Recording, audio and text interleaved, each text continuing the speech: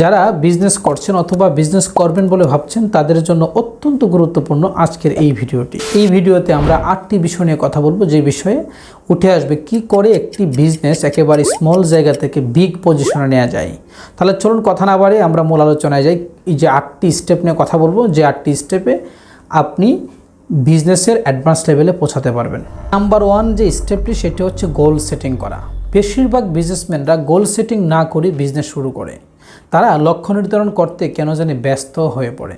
বেশিরভাগ ব্যবসায়ীদেরকে যদি প্রশ্ন করা হয় আপনি যে বিজনেস শুরু করছেন আপনার কোনো লক্ষ্য আছে কিনা বা গোল আছে কিনা, তখন এক কথায় তারা উত্তর দেয় যে যখন টাকা হবে তখন গোল সেটিং করব। মূল বিষয় হচ্ছে লক্ষ্য নির্ধারণ ছাড়া আপনার ইনকামই হবে না, আপনি বিজনেসে ভালোই করতে পারবেন না। তাহলে বিজনেস করার আগেই আপনাকে লক্ষ্য নির্ধারণ করতে হবে কেন আপনি এই বিজনেসটি করবেন।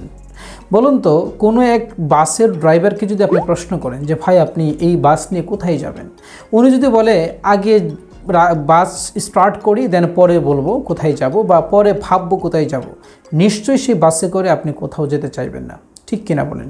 তাহলে বিজনেস শুরু করার আগে প্রথম যে স্টেপটি দিয়ে ব্যবসা শুরু করতে হবে সেটি হচ্ছে লক্ষ্য নির্ধারণ করা বা গোল সেটিং করা। আর গোল সেটিং করতে হবে 5টি জিনিসের ওপর। নাম্বার 1 হচ্ছে পার্সোনাল, অর্থাৎ আপনি ব্যক্তিকে নিয়ে একটা গোল সেটিং। নাম্বার 2 হচ্ছে পরিবার, অর্থাৎ পরিবারকে নিয়ে আপনার একটা গোল সেট থাকতে হবে, লক্ষ্য নির্ধারণ থাকতে হবে।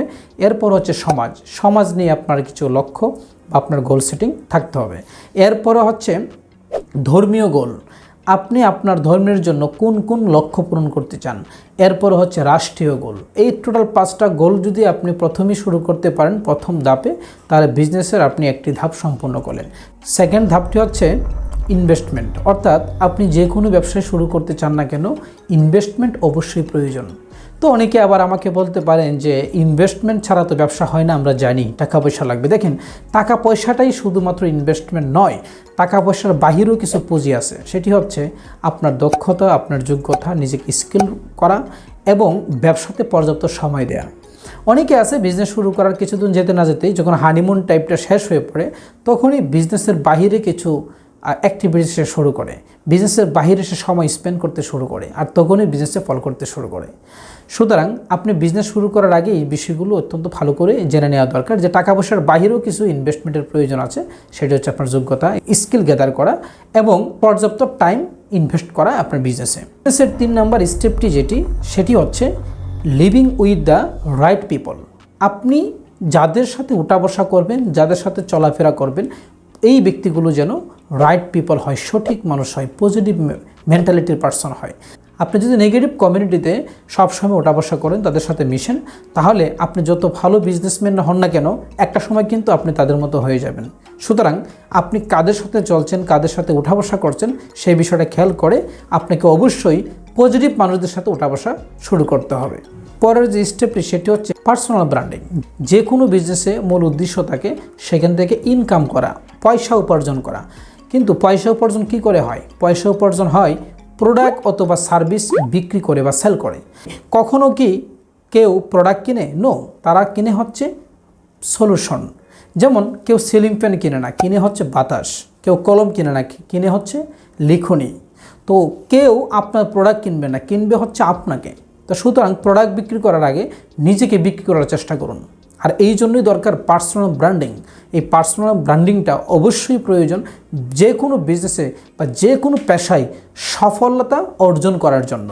পরের যে স্টেপটি সেটি হচ্ছে টিম ওয়ার্ক।